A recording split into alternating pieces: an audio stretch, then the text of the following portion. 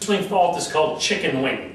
I'm going to talk about it, but I would strongly advise you, if you have a client that comes in to see you that explains their swing fault, and they said they have a kind of a flying left elbow or they chicken wing, that definitely have them consult with a teaching professional, because I think a lot of times it has more to do with the mechanics of their golf swing than them actually some kind of physical problem that forces them to chicken wing. And I'll briefly explain that, and I'll get into some fixes and why it's important for a clinician to know these things. During the downswing, as you're approaching your impact position, your left elbow will start to break down, and you'll make contact with the golf ball, and you'll look something like this, where your left elbow is bent and chicken winging out towards the target. And usually it's associated with like a flip of the club. So the club head goes and the elbow goes back around you this way.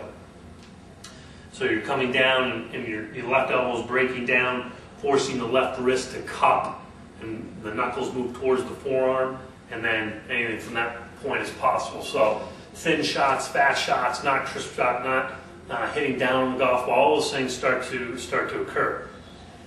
Now, I think a large part of that is because of a swing fault, and we've talked about the swing fault that's on this video series.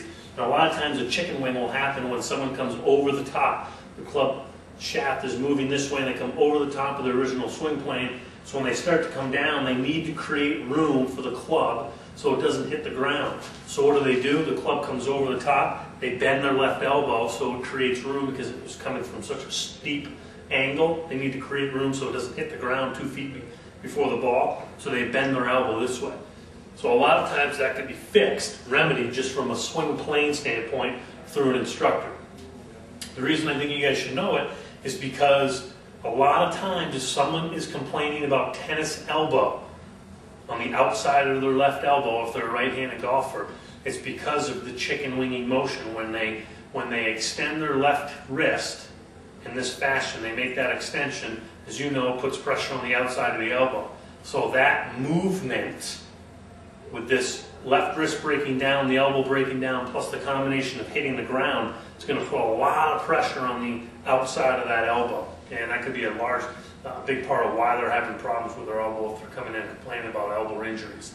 So you want to give them the feeling that during impact or prior to impact, in impact, and after impact, that their arm is simply rotating this way. And I always use the analogy that if you have a watch on, the watch is facing to the sky right now. As I bring my arm across my shoulder, across my body, I'm going to rotate my arm down, and now the face of the watch is pointing to the ground.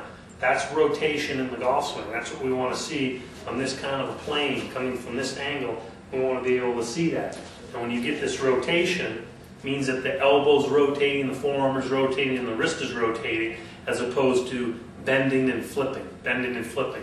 And again, a lot of times that's due to a swing mechanical problem, not a physical problem.